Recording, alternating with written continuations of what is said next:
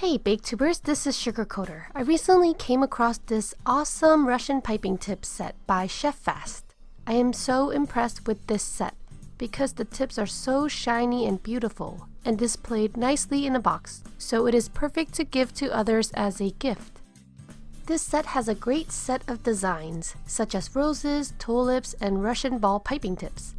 The accessory set also has a lot of really useful items. For example, it comes with a lot of really cool pink piping bag ties, and these piping bag ties are my favorite compared to other piping bag ties.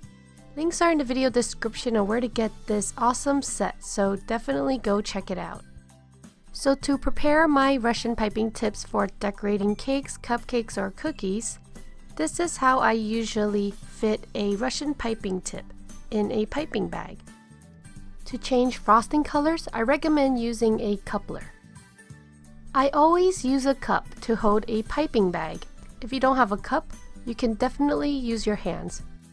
To push the frosting towards the bottom of the piping bag, I like to use a scraper to help out. Otherwise, you're just awkwardly using your hand to push it down. So these are the pink piping bag ties that I talked about. They are a lot nicer than other ones I've experienced because these piping bag ties are smooth and they don't break easily. If you don't use a coupler, then you just take the piping tip and put it straight into the bag. I only do this method when I don't plan on changing piping tips.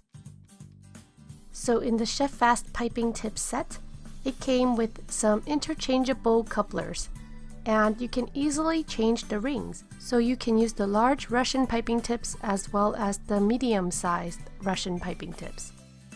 That's a really cool feature to have, especially if you have different sized piping tips. Do you like to use couplers when you use piping tips to decorate desserts? Not too long ago, I came across this piping tip coupler that has 3 sides, and supposedly, you can use 3 different color frostings to pipe out your designs. I found that it is easier to put the sides of the piping tip coupler first, before adding the frosting. It definitely takes practice using this kind of coupler. Once the piping tip coupler ring is secured, then you can add your frosting. If you have big hands, then this piping tip coupler will be easier for you to use.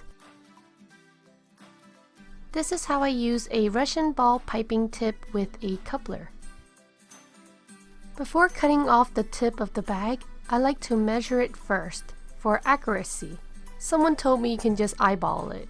I definitely don't recommend doing that because I personally have wasted a lot of piping bags just eyeballing it.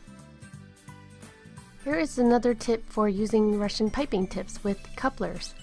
If they don't fit the couplers very tight, then just pull the tip up a bit until it connects better.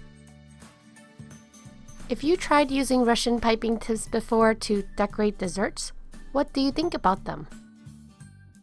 After you have your piping tips in piping bags and your frosting all prepared, now is the fun part, or stressful part, depending on how you look at it. Russian piping tips definitely require stiff frosting consistency. And they require practice, so don't give up if you failed the first time.